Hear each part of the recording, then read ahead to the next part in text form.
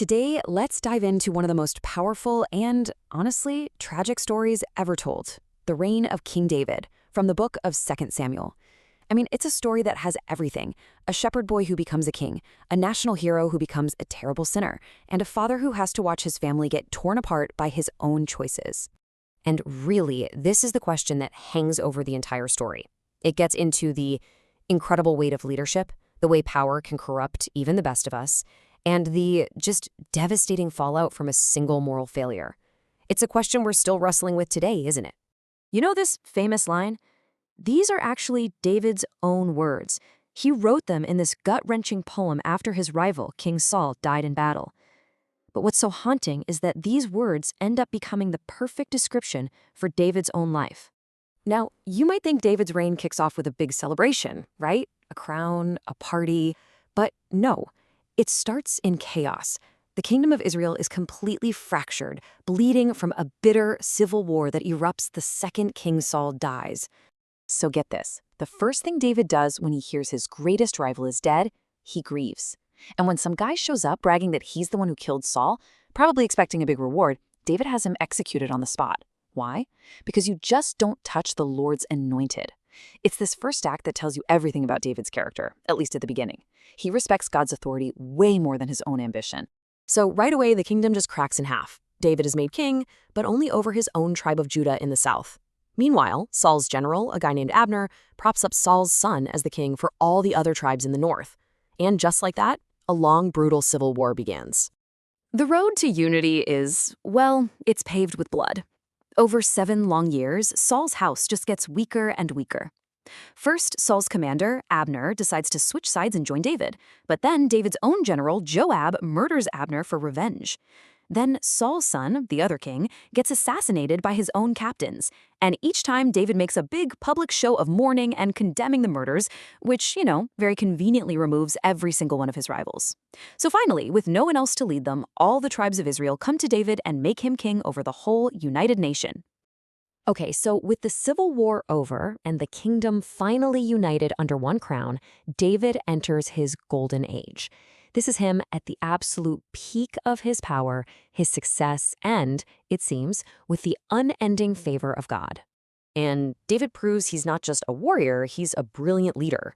He captures Jerusalem, this neutral fortress city, and makes it his capital, a total masterstroke that helps bring the northern and southern tribes together. He crushes Israel's oldest enemies, the Philistines. And then, in this hugely symbolic moment, he brings the Ark of the Covenant, the literal symbol of God's presence, into Jerusalem with this massive, joyful parade. I mean, David is on top of the world. And then he hits the highest point of his entire life. David gets this idea. He wants to build a magnificent temple, a permanent house for God. But the prophet Nathan comes to him with a message that basically flips the script. God says, "You're not going to build me a house. I am going to build you a house." And this becomes known as the Davidic covenant. I mean, you can't overstate how huge this promise is. It's an unconditional, eternal guarantee from God himself. A descendant of David will always be on the throne. This promise would shape the entire future of the nation. This is the absolute peak, the zenith of David's reign. And from this incredible height, the fall is going to be that much more devastating. And here it is. The turning point, the moment everything changes. One single catastrophic failure of character that sends his life, his family, and his kingdom into a tragic downward spiral. The story gives us this one small detail, but it's everything. It's springtime. The army is out fighting. It's the time when kings are supposed to be leading their men into battle. But David, he's at home, hanging out in his palace. He's not doing his job. And in that moment of idleness and comfort, the door for his downfall swings wide open. And what happens next is just this horrifying chain reaction. He abuses his power, commits adultery with Bathsheba. When she gets pregnant, his first thought is a cover-up. He tries to trick her husband, Uriah, a truly honorable soldier. But Uriah is so loyal he refuses to go home to his wife while his buddies are still at war. So when that plan fails, David stoops to cold-blooded murder. He literally writes a death sentence for one of his best soldiers and has the man deliver it himself. For months, it seems like David got away with it. But then the prophet Nathan shows up.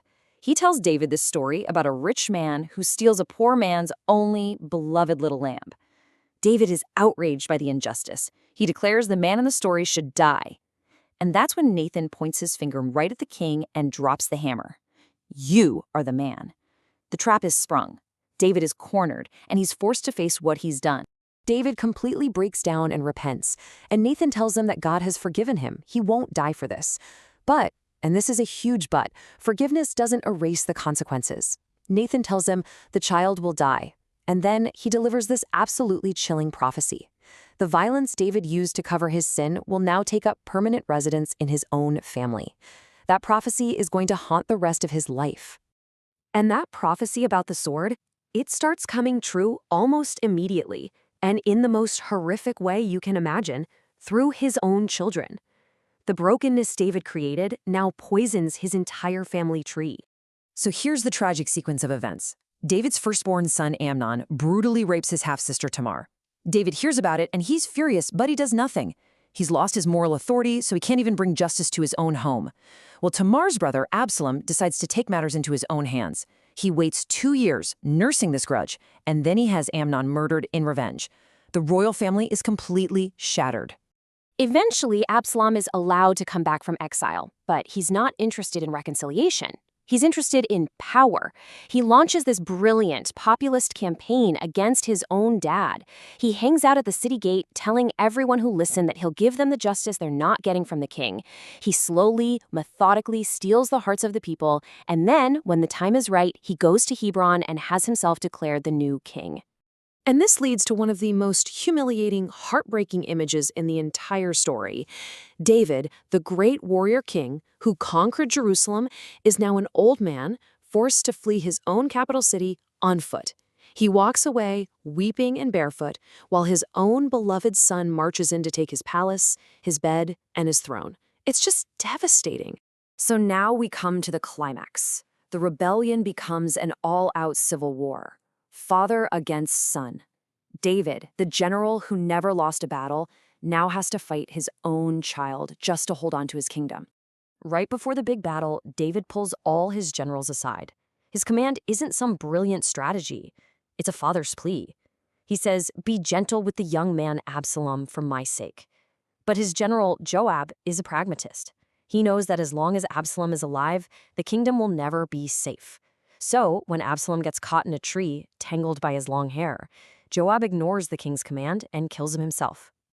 When the news of the victory finally reaches David, he doesn't ask who won or lost. He only has one question: is the young man Absalom safe? And when he hears the answer, he is utterly broken. He just walks away, weeping this unforgettable cry of pure anguish.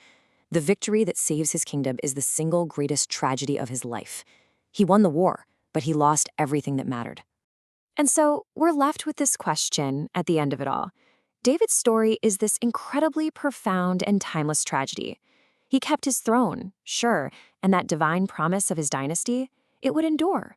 But the sword never did leave his house, and the cost was a legacy of pain that reminds us that even the very mightiest among us can fall so far.